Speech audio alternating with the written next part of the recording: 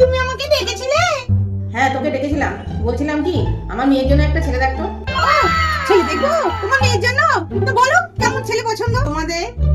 ছেলে যেমন হয় হোক, তুই একটা ছেলে দেখ। যেমন তেমন ছেলে দেখবো মানে? তোমার অত সুন্দর মেয়ে, যেমন তেমন ছেলে দেখবো মানে কি? আর কিছুদিন ওয়েট করো, খুব ভালো একটা ছেলে দেখবো।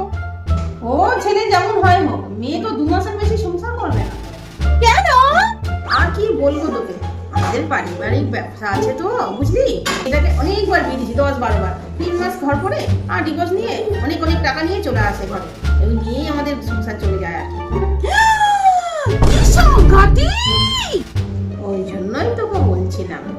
ওই জন্য বলি, এত বড়লোক হয়ে